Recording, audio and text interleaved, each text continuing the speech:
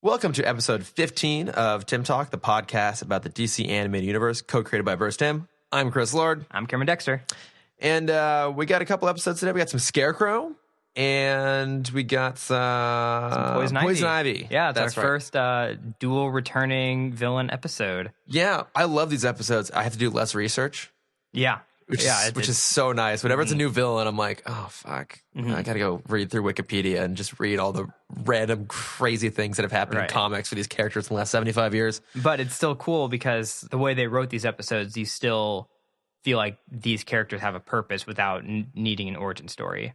Yeah. Which I really enjoyed. And we'll talk about that more at the end. Again, it's kind of proof that television, in a lot of ways, is the right medium for comic book characters. Because the whole idea is that it's all these separate little adventures. And how nice is it we can just jump in and don't have to do a huge... And not everything has to be a world-ending portal above New York City storyline. Yeah, exactly. There's not blue floating shit in the sky. The only piece of origin we need in these is the explanation of how these people get the fuck out of Arkham. And we're never going to get that. We're never going to get that. I love that they even call it out a lot of times in the show. Like, oh, there's no way anyone could ever Especially in escape. this episode. They call it out in this episode. There's no way anyone could escape from Arkham. It's like, Crane has escaped 2 times. Right. Yeah. This already. is our second Scarecrow episode in 4 episodes. Yeah. So like he literally just walked in and walked out. He just came right back out again. Yeah. The Joker's constantly jumping on some sort of random thing and riding a rocket out of the roof. Yeah. It's kind of ridiculous. But, if we ignore the fact that they just keep escaping, at least then it gives us these cool little adventures to get to go on.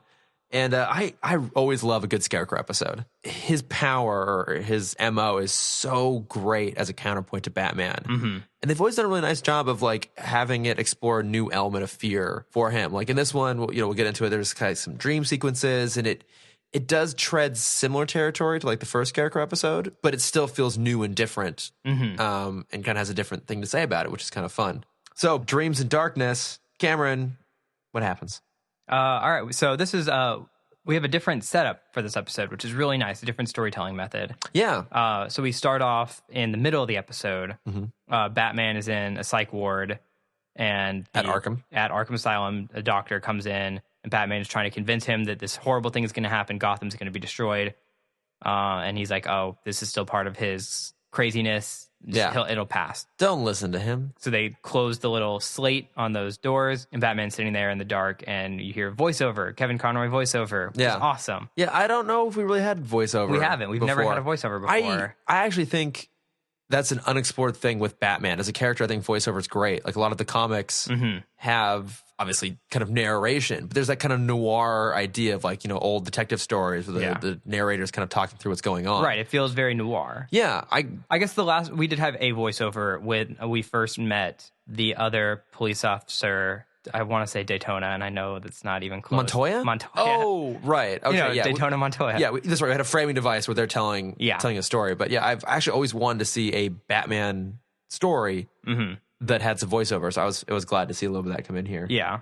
But yeah, I wish when they do the voiceover, it was more of a detective story. And it kind of is. True. But he's not doing great detective work. He's basically just doing expositional recap rather than adding something to the story with voiceover. But still, so he's doing a deviation. Yeah. So he's doing a voiceover, and we jump to a flashback, which is roughly like 24 hours prior. Yeah, similar to last week's episode. Another aptly named villain, Torchy. Oh is melding, or that's not the right word. He's at the health spring spot where Batman got a tip off that something was going down. Yeah, and he thought it was gonna be a robbery, and he finds I think Torchy is his name. Yeah, Torchy is welding. That's the word. Yeah. Welding. Well, he's cutting a hole into a drinking water main at the health spa. And he has this kind of water purifier device next to it. Yeah. That we don't know what is happening with it. Yeah, it's just some sort of weird device involving water. Yeah, and so they have this fight. What kind of confused me with this character is he's trying to burn a hole through this pipe, and then when he goes to fight Batman, the torch kind of folds in, and then a drill comes out. Yeah. I don't know why he didn't just drill a hole. It would have been so much faster. Probably would have been. But that's not... Goons aren't supposed to be smart. No. So they fight. Batman kind of tricks him into destroying the air purifier, and all of this red smoke fills the room. Yeah, some gas comes out of it. Yes, and we learn that it's fear toxin. Yeah, Batman even notes like, oh yeah, like some gas came pouring out of it, but I was fine. It must not have affected me. And so we now have basically the story of Batman Begins. It really is, yeah. Like this is clearly lifted to become part of Batman Begins. Mm-hmm. Yeah, because then Batman goes back to the Batcave, and he's doing himself some research. Yeah, and in the screen he sees the Joker. When he jumps to try and grab him, it's just Alfred standing there. And Alfred doesn't know what's happening. Yeah, confused. Mm-hmm. He's like, I want to go talk to the only other person that knows what's happening. So he goes to the hospital, tries to talk to Torchy, and Torchy is just petrified with fear. He's also hallucinating, seeing all this weird shit, completely out of it. The doctor asks, why do you care so much? He's like, oh, we were both hit by the same gas. And she's like, I don't know how you're walking around. You should be also under the control of the fear toxin. He's like, no, I'm fine. Yeah, I'm good. And she's like, no, we're going to do some blood tests. And I thought it was interesting how just like easily Batman let a random stranger just draw his blood. Yeah, I mean, was blood testing a thing at this point in 93-ish? I think so. I don't know. I don't know. I was a wee little lad. Yeah, I was born. I was born at this point. Well, at least you got that going for you. Yeah. But you're right. He just kind of lets his doctor. He's very trusting of his doctor. It's like, yeah, go ahead and check my blood. She sees there's something in there. She's like, yeah, something's barely holding you together. I can give you an antidote. But you will be asleep for 48 hours while the antidote works. Yeah. He's like, I don't have time for that. Yeah. So he just kind of grabs the antidote. And she also says, in 24 hours, you won't be able to tell the difference between reality and fiction. Yeah. And like fear dreams. So he just grabs the vial. And he's like, I'm going to go talk to the other only person who would know what's happening. It's a fear toxin. Obviously, got to go talk to Dr. Crane. Yeah. So he's driving towards Arkham, and he sees Robin pop up in the middle of the street, swerves off the road, crashes the Batmobile, wakes up with the doctors surrounding him, the psychiatrist of Gotham. Yeah, because he crashed like on the hills outside of Arkham. Yeah, like just out front. So yeah, he wakes up strapped to a gurney. They're all like, "Oh, Batman, what's up with you, man?" And he's muttering incoherently. Well, first they're rolling him through the halls of Arkham, and one of the orderlies. Thank you. When the orderlies tries to take his mask off, he's like, no, it's gonna break that might break his like reality or whatever. Yeah, it's like convenient excuse why we don't take his mask off, which is interesting because I like to think that they don't do that for any of the villains, and so they just have no idea. That's how they're able to get out. Is the villains just take their costume off and they're like, so and so tricked me into being here. Yeah, they're like, oh no, we can't have this random passerby be here. Yeah. Like they have no idea who Poison Ivy is, or and I would have totally let them just go with the idea they didn't take his mask off, because every time we're in Arkham, we see all the prisoners are still wearing their costumes. Yeah. So you're just like, oh, that's just what they do. Them do their thing. But yeah, so they throw him into a cell, they put him in a straitjacket, and so the doctor, Dr. Bartholomew, why is he such a shit? This is what I couldn't quite figure out. Like, well, he's convinced that Batman's just crazy. I guess that's it. He's doing his job. I guess he's doing his job. It just seemed... because he's convinced the reason Batman is there is because his subconscious dragged him there. Like, he landed out front of Arkham because he needed help. Not because he crashed the Batmobile. Right. Or he said that was the reason he was heading to Arkham. Yeah. Was because he needed help, and that was his call for help. So he's convinced all of these other things is just like his craziness talking. Like, I need to leave. Like, no, as a doctor, I can't. Like, he's physically just doing his job. Like, as a doctor, you are insane. You just crashed a car. You're not speaking coherently. Like, I have to keep you here. Now he's doing his job. Well, he doesn't know. Like, he's not a security guard. Like, as you see, Batman just flips over and he's done. I did think it's interesting because I forget the context exactly. I think it's as Bartholomew was kind of explaining, like you just explained why he thinks Batman's there, but he kind of lists all the other villains. Mm-hmm. What I thought was fun is they actually list Jack Napier. Yep, I wrote that for down. the Joker, and I think I read that's like the only time kind of in any other medium that name is associated with him. Mm-hmm. And as we find out later on in the universe, we get to like Mask the Phantasm. Like, we see a little bit of the Joker's backstory. He doesn't get a name, but he kind of has that same sort of thing. Mm-hmm. But I just thought that was kind of fun. Do you know where they got that name from? Jack Napier? Mm-hmm. No. Jack Nicholson and the actor who did... Alan Napier, who was... Alfred. That's right. You know what? Mm-hmm. I should have realized that, because I remember thinking, watching the like 60s movie, like, oh, kind of like Jack Napier. Mm-hmm. Well, young Chris was an idiot. Yeah. So... Yeah, well, I had to research that. Yeah. I wish I could say I knew that off the top of my head. You were smart enough to research it, which I wasn't. So we have our kind of first full hallucination sequence. And it's very similar to the first time we see Scarecrow. It's he sees his parents. This was a very trippy, kind of dark dream sequence. Yeah, well, because we do have a quick scene where we see Scarecrow is has escaped. Yeah, we know, as we assume, he's in some sort of cavern. He's talking to his henchmen. They have these massive water chalks hooked up to what looks like it might be a larger version of that machine we saw earlier. We don't quite know where they are, quite what it is. Right. And he confirms that he set Batman up to send him to the health spa to get hit with this toxin. But you're right. So then we go back and, now things are starting to get warped. Batman goes into this kind of hallucination of the city. It's got this kind of cool, like Dr. Caligari kind of look to it. Yeah. Have you ever seen that? I've not. The Cabinet of Dr. Caligari? I've seen bits of it in like a film class. I should watch it at some point because it has a huge influence on kind of Batman at so many stages. But it's this kind of cool, weird, stylized world that he's in. But yeah, like that dream sequence is really cool. Like you're saying, there's there's a tunnel with his so he folks. sees his parents and he's running towards them, calling out to them, and they kind of keep walking. They walk towards this tunnel / sewer drain thing. It's like an underpass. Yeah, it's an underpass. And as they walk through, it forms itself into the barrel of a gun. And instead of water dripping out, it's now we assume blood. Dark red water is dripping out. Like the floor is crumbling underneath Batman. He's still trying to jump and reach out to them, and you see him and hear a huge bang. So obviously he gets shot. That's a pretty like intense, visceral sequence. It's great. Like their ability to do visual storytelling is absolutely incredible. I love that dream sequence. Right. So he wakes up, and the orderlies and the doctor come back in, and he's like, Dr. Crane, like, we need to go get Dr. Crane. He's obviously responsible for this. Like, no, I just saw Dr. Crane. He's still in his office, or still in his cell. He's like, I need to get out of here. He's going to poison the water supply. He's like, no, you're still talking crazy. And Batman's just like, fuck this. Jumps on his bed, does a front flip over the orderlies, and is almost out the door. They grab him. Oh, I forgot to mention this. So he's in a straitjacket this whole time. Yes. We see in the second episode, he does Houdini's trick, escape from the state in a water tank. Yes, escape from the straitjacket in a water tank. I even had a thought. I didn't write it down, but I thought, like, shouldn't he know how to get out of this? Yeah, you're right. He's done it upside down underwater in chains.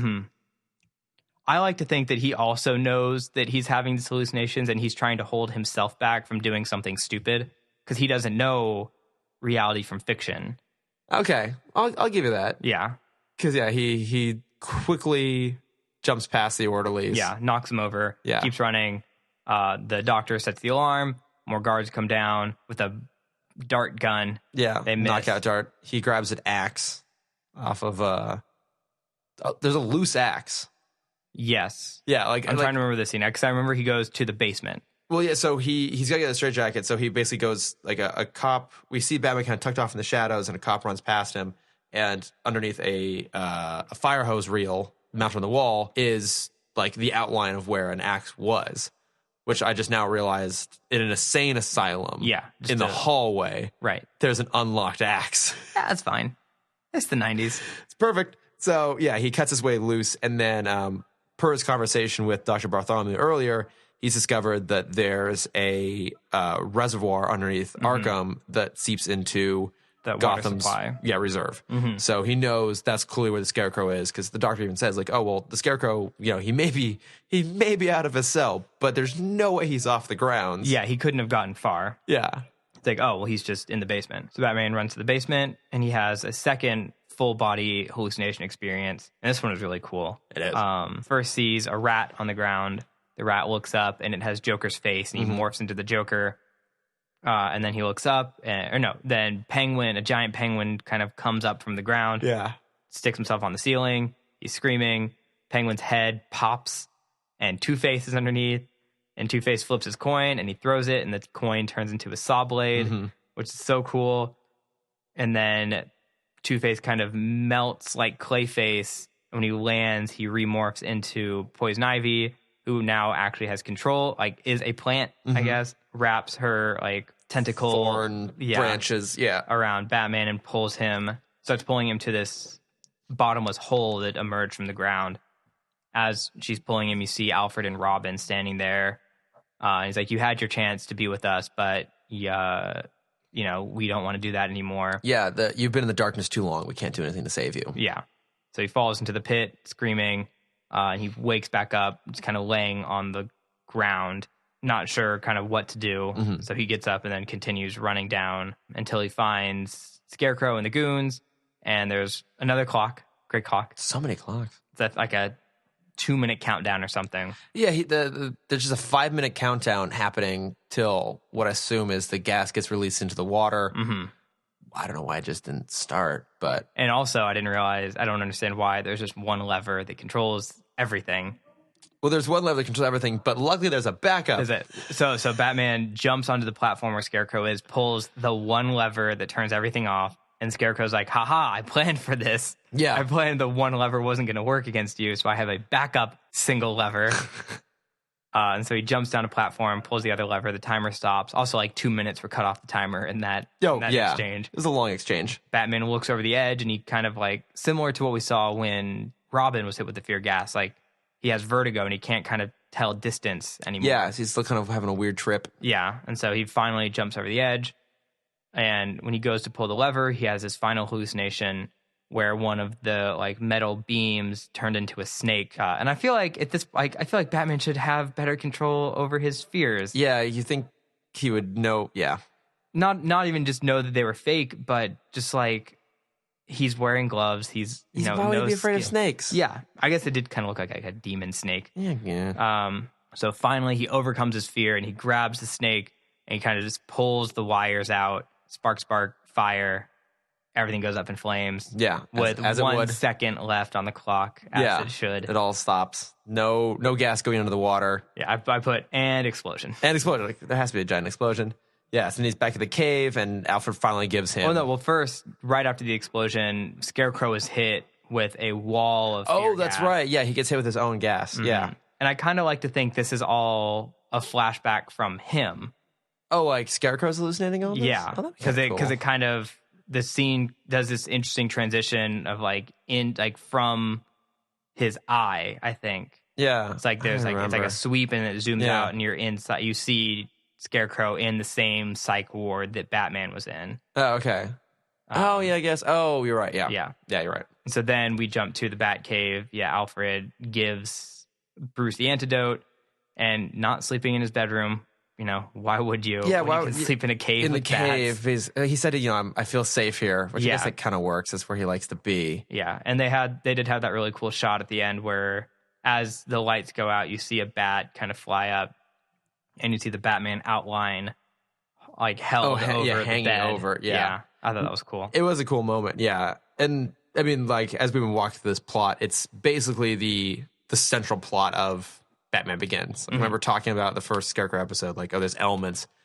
This whole storyline is basically pulled from it, even down to the toxin being added to the water at Arkham Asylum, Scarecrow getting hit with his own stuff. It's all right there. Yeah. Gotta love Batman Begins. It's a great one. It's so good. Yeah, and there's one other point I want to bring up, but I'm going to save it for the end of Poison Ivy because there's a point in that kind of goes hand in hand. Okay. With this. Okay, yeah. So I think, I don't think I have any other notes really on this episode. Mm-hmm. So trucking along right into Eternal Youth. Yes. What's going on here?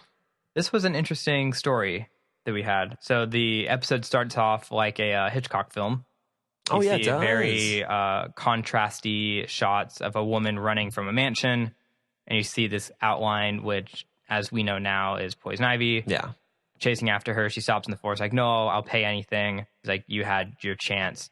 And she sprays this woman with this weird gas, and the woman is the weirdest sound effects. Like, I was cringing at the sound effects, but she's basically turning into like a tree. Yeah, she gets basically just goes stiff, like she can't move. Yeah, there's like a sheen, like she's been frozen in ice, but yeah, she just can't move, and it's this weird, like, kind of crackle, thing going on. So we jump to, I assume, the next morning.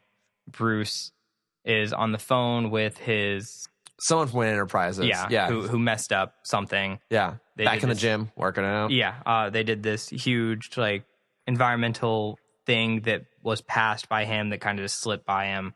He's like, no, we can't do this. Like, that's horrible. We could never. They're going to basically burn and clear like a huge section of rainforest, and he's trying to stop this from happening. And, Yeah. Yeah, he hates it when anything slips past him, and he's super pissed about it. Yeah, and so Alfred comes up with the mail. He's like, oh, well, you have this. First off, he says you have... you've won $10 million. He's like, oh, whatever. That's nice. Yeah. And so he has this VHS from Eternal Youth Spa, and it's just for kind of these elite executives. Yeah, it's a personalized video. Yeah, it's a personalized video. Two of these what I thought were Amazonian women. Pretty much, yeah. They're dressed like Amazons or Amazonians, and it's this day spa to help you look and feel younger. Yep.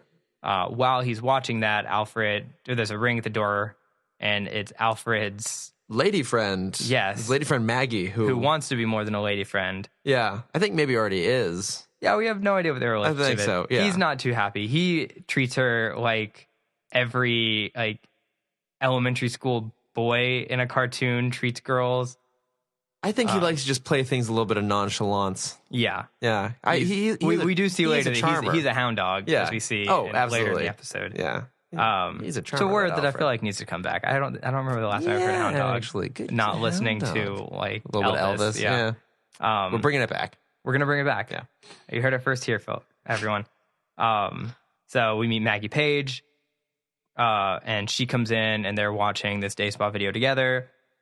And Paige says that Bruce should go, and he's like, "No, I can't. My weekends are busy. But you two should go."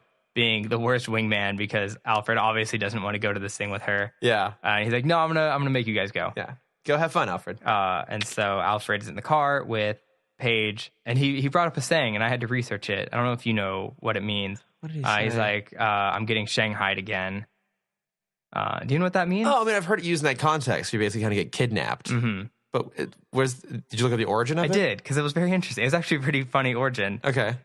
So back in the 1700s, when sailing was still the primary source of transportation, it was very cheap labor with very high mortality rate. You wouldn't know if you'd come back. And so what people would do is either kidnap or blackmail or just like get people really drunk at bars and they'd pass out and wake up on a ship. Oh, right. And that was called getting shanghaied because most of those people, the ones that got it the worst were the trips to Shanghai because it was the longest route. Oh, right. All the way around the world. Yeah. Yeah. To go trade tea. And so getting shanghaied was you were kidnapped to go be a crew member on a ship to Shanghai. That is the sort of phrase that Alfred would use. Yeah. I thought that was I was very happy learning that. Yeah. But yeah. So he gets shanghaied and ends up at the day spa where it's obviously Poison Ivy in disguise. Mm-hmm. Alfred is very skeptical of the whole thing, and then he kind of like takes a bite of like the mineral they have, like mineral cookie, and drinks the mineral water. He's like, this is great. This isn't so bad. And so while that's going on, Batman is in Commissioner Gordon's office. We see a file of the woman we saw at the very beginning. Yeah, and they're talking about 3 other high-level executives have gone missing.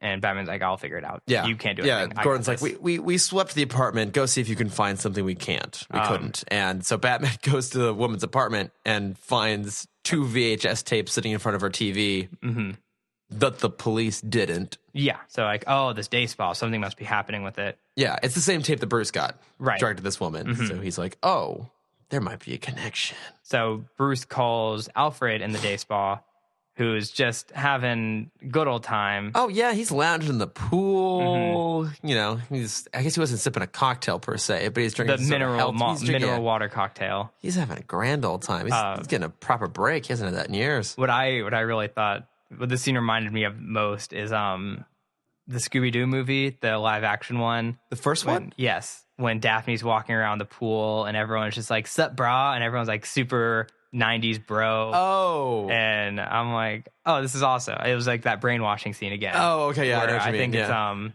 Sugar Ray it comes on because they have a random cameo in that movie. It's a great movie, everyone. I'm gonna use that for my that's your my bat plug. Your bat plug. The second one's better.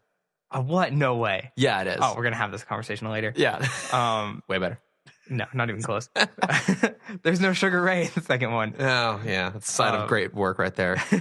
So he calls Alfred. Alfred's like, no, there's nothing weird about this place. I love it. and he doesn't want to leave. Him and Paige kind of not rekindling, but kindling this romance. Yeah. And they come back. Batman comes back to the Batcave, and Alfred has just littered it with plants and greenery. So many plants.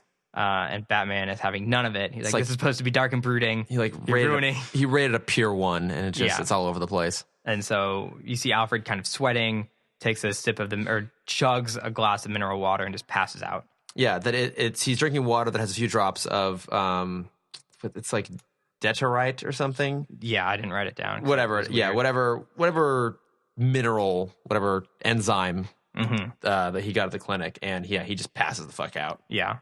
Demetrite. Yes, Demetrite. So Alfred wakes up, sees a beautiful sunset, very, very well illustrated sunset. That was a sunset, right? Because the next scene, maybe it was sunrise, which wouldn't make sense because they're on the East Coast, and Batman just got back, so he just finished his route. So it would be sunrise, yes, but that meant the sun. No, actually, no, that makes sense. Sunrise is in the east, that's in the west. Yes. Don't listen to what I'm saying. Don't listen to these words. Just remember, I always play this is going to sound horrible. I always play the "Hey There, Delilah" song in my head. It's a good song. To remember which sunrise in the east. It's a long way to remember it, but I like that song, actually. Yeah. I'm not going to judge you for that. I think it's in that song. Oh, who the fuck knows? Whatever. Yeah. Maybe it's in a Rise Against song. Whatever. So he's like, oh, I want to go back to the spa. I got to go find Paige. Looks down, she's just already there. She's like, let's go to the spa. Yay. Spa time. They're ready for a montage. I was so ready for a montage of them. Oh my God, that would have been amazing. But instead, we jump back to Bruce down in the basement doing tests on this enzyme. And he realizes when he combines it with human plasma. It's a weird thing. Like, is that the first thing that he thought of? Yeah. Like, that's a weird body, like, liquid to try first. Yeah. He just throws blood at everything and sees what happens. But it's not blood. It's plasma. Plasma's in blood. But yeah, okay, yes. Okay. Isn't that how things work? I was thinking like bone marrow plasma. No, not bone marrow, like blood plasma. I don't know what I'm talking about. Not like I do either. But anyways, I didn't take it combines with something from the human body. Yes. And immediately turns into this giant tree limb. Yeah, like instant growth, crazy tree limb. So he's like, oh. I gotta go. Yeah. It must be poison ivy. Poison ivy. I have to go warn Alfred. Yeah. Goes up. To the spa. Mm-hmm.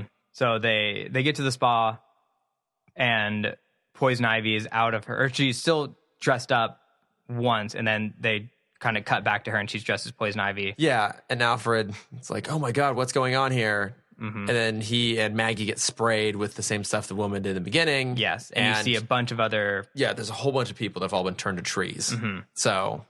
Batman comes in on his bat glider. I wanted to bring up this quick question because it reminded me of when they did like the super quick cut of Poison Ivy dressed as like the spa leader and then dressed as Poison Ivy. Where did her clothes go? And specifically with Superman always changing in phone booths, does he just leave them there? Where do they? Does he like heat vision them so people don't have evidence that he was there?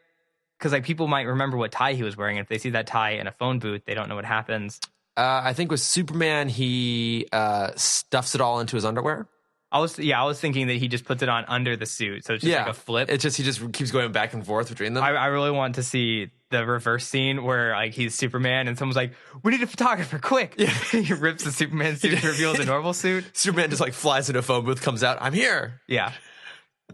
Or he gets like cut with a blade and like it peeks through. It's a tie. You can see like, is that a tie underneath there? Yeah. Yeah. The random thoughts you have when you're watching cartoons. Yeah. I have the same ones. I love it. So Batman flies in on the bat glider because why not? Mm-hmm. Sees his Poison Ivy. But he basically explains her plan. Yeah. I'm turning people into trees. Yeah. I'm turning these bad executives into trees. They're not trees yet. It's just an exo tree. Yeah. So they're covered in bark at this point. Yeah. And she tells him that conveniently they're not full trees yet. It's still just an exoskeleton of tree. And he's captured immediately for some reason Even though he does say later that his suit is covered in the antidote. The girls, the sidekicks come up with their spray guns, and he lets himself get captured. Poison Ivy explains her plot, and then they spray him anyways, and with a concentrated dose, like a liquid version of this.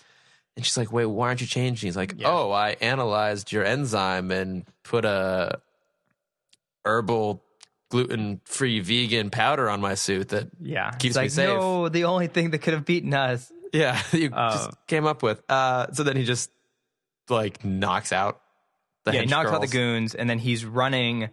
And I thought he was chasing Poison Ivy, but then he starts getting shot with the darts. The darts on her wrist. And then he's running from Poison Ivy. Yeah, it was some weird chase but shit. I was going to say Poison Ivy has amazing aim. Yeah.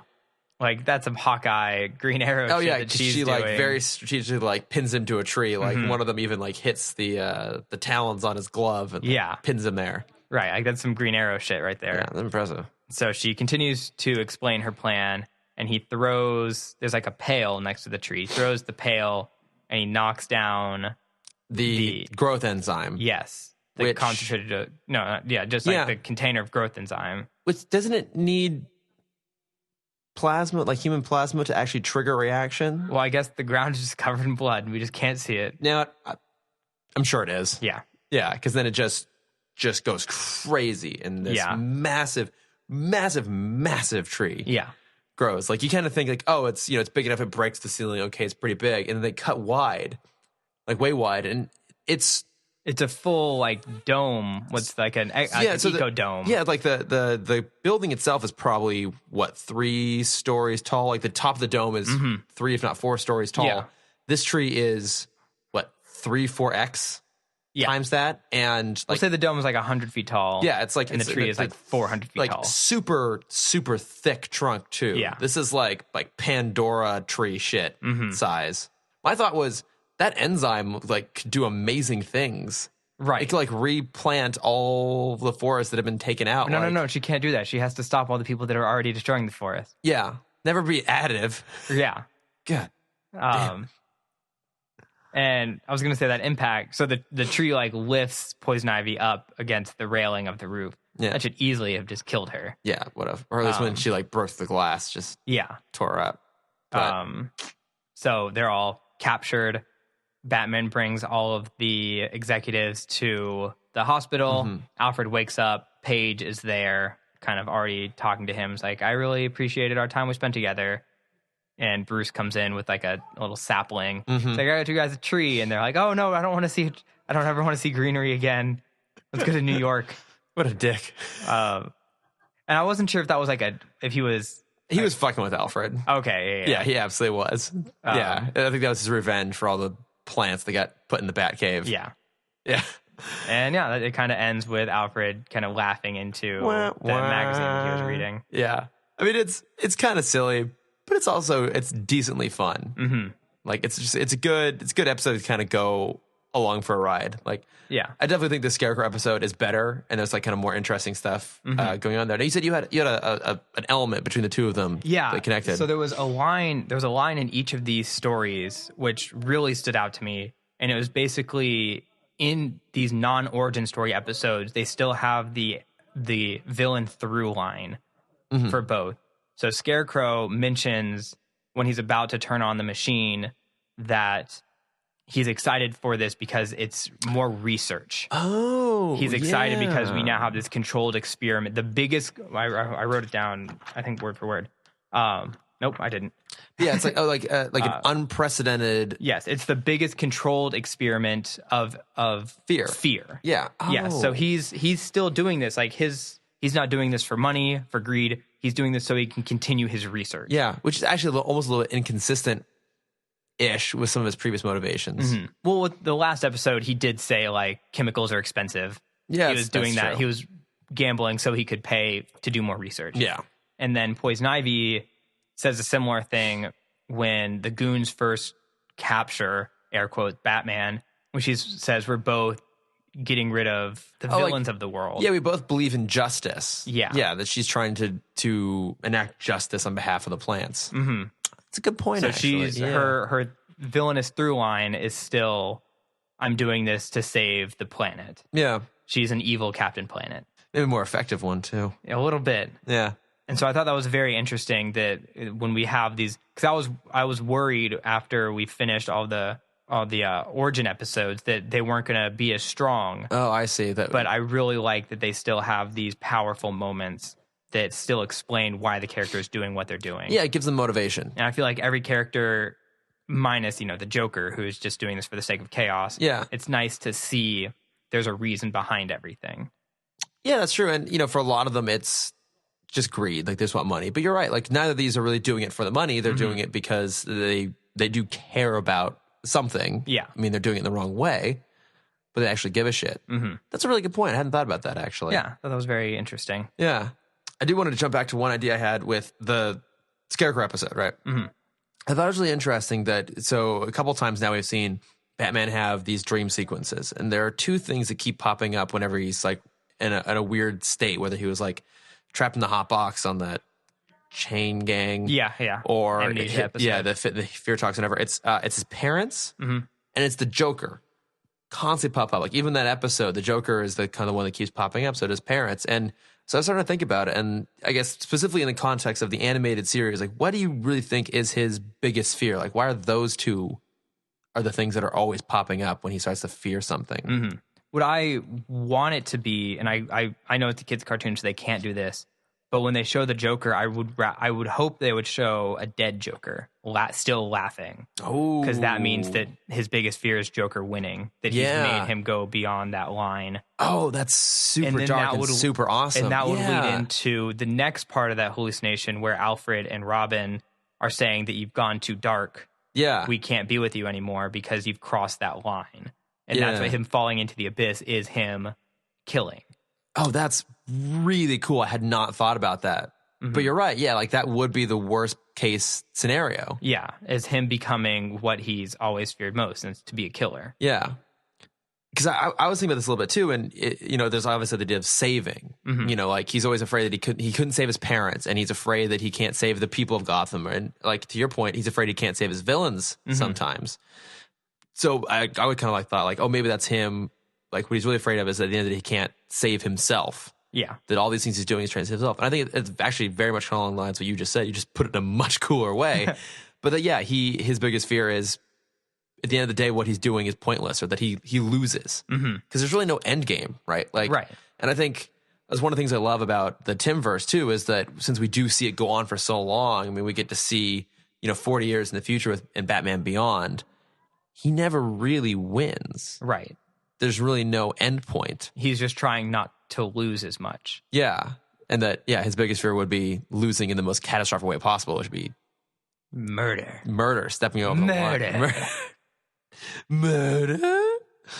Yeah. But it's just, it's cool. Again, it's one of the reasons I love Scarecrow, is we get to see these kind of cool things. Right. And get to see a little bit more of his psyche, and it's not just him battling enzymes. Yeah. Which he does love to do. All the time. So I wanted something slightly different for our Bat plug here. Okay. Because you wanted to plug the first Scooby-Doo live action. I won't plug the first Scooby-Doo. No, but no. In a couple months. I had something I was going to go through, but I think we're going to do instead. I want you to explain to me why you think the first Scooby-Doo movie is better than the second one. I'm going to try and explain why I think the second one's better. I feel like it's going to take so long. No, it's fine. I'm looking at the stopwatch. We got like a good solid 5 minutes here. Oh man. Why? Because I go ahead. I'll let you go first. Why do you think the first one's better? I love Scrappy. I don't think they did a great job representing Scrappy, but I love him as a character.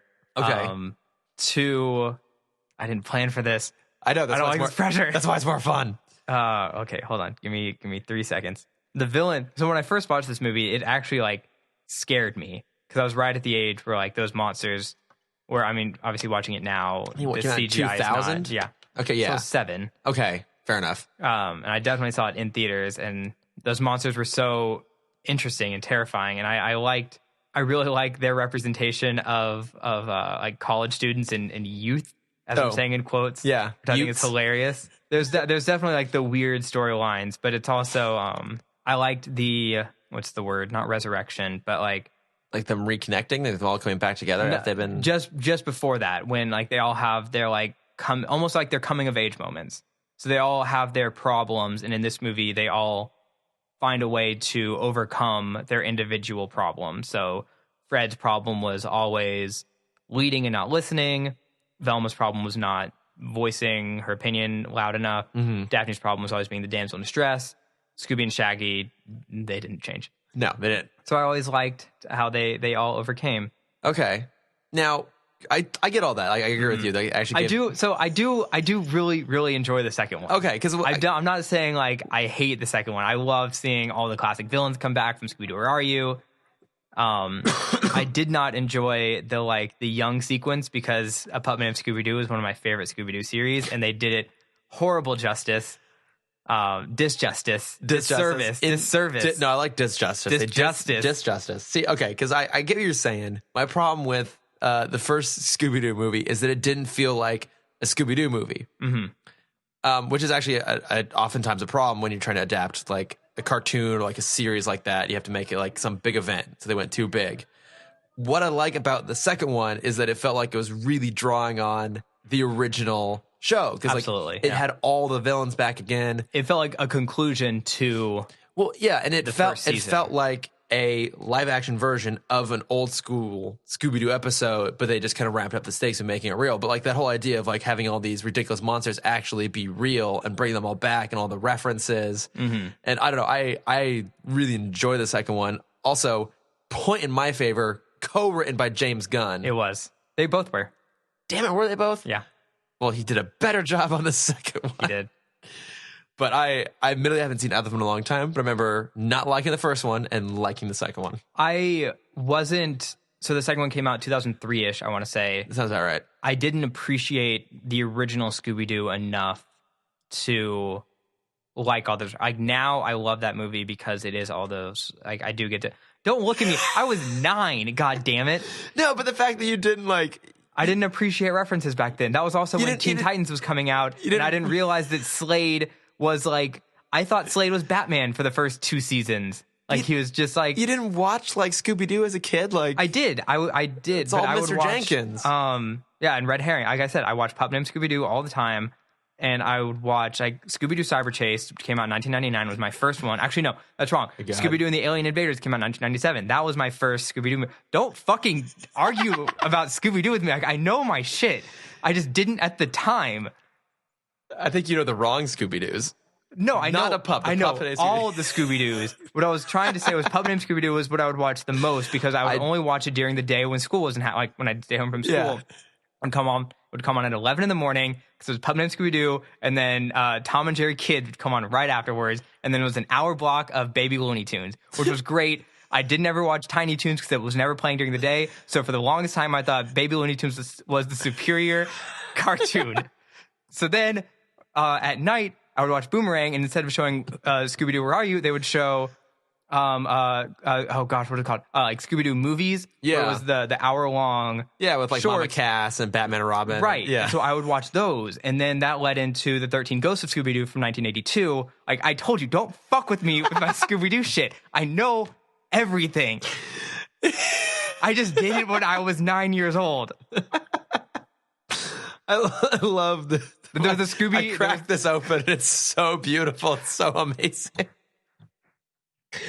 All right, I will not doubt you on your Scooby-Doo I enjoyed knowledge. Both of the movies. I saw the first movie at an age when it affected me more. Is the sole reason say it is a better film. All right, I will let you have your bad taste. God damn it! So I think so. The plugs there. I think were go watch Scooby-Doo 1. Everyone, go watch your favorite Scooby-Doo episode. I recommend one of the 6 Harlem Globetrotter episodes.